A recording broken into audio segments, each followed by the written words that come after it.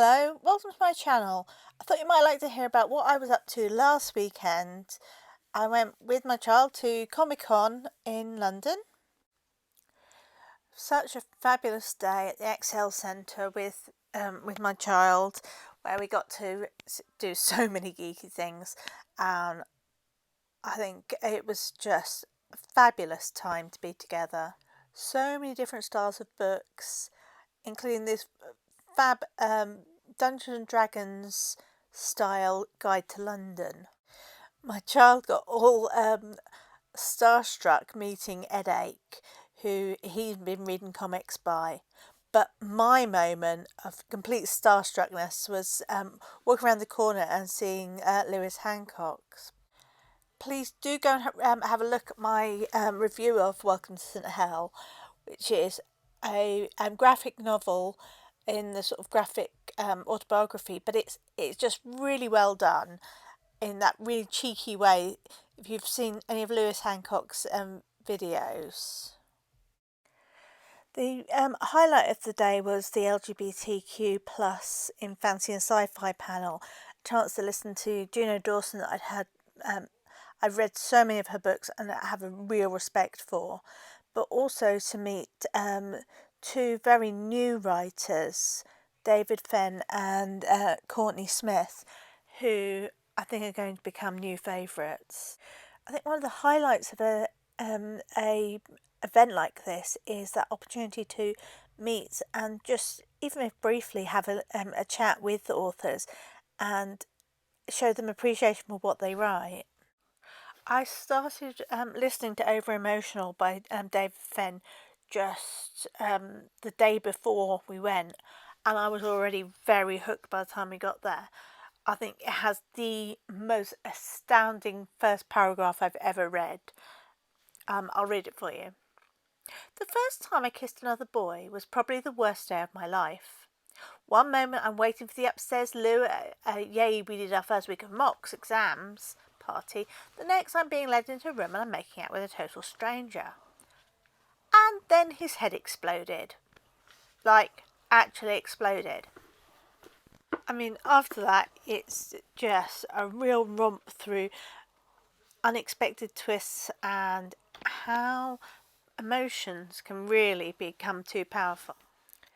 Next author, Courtney Smith, was someone I had not heard of before. I think I'd seen the book in the bookshop and hadn't yet bought it. It's now very firmly on my to-be read list. It's a supernatural detective agency, and I'm really looking forward to that. Looks like there's also some chronic illness rep in here as well, so I'm really looking forward to reading it. But the author that I was most looking forward to seeing was Juno Dawson, who recently written Her Majesty's Royal Coven and The Shadow Cabinet. I can't wait for the next book in the series. It does the whole thing of exploring becoming a witch and as coming of age, and it just is really clever. Juno Dawson has got a lot, is a really well established writer and writes the most fabulous teen characters. It was really interesting to hear her talk about it and talk about how Her Majesty's Royal Coven was more about exploring adult and older characters, but while still having these amazing teen characters. The thing I like about the panels is the chance to get a chance to see authors and hear their voices and hear what they're saying about their writing. The other panel I went to was Imagining the Future, which was a really interesting exploration of, why do we write the future?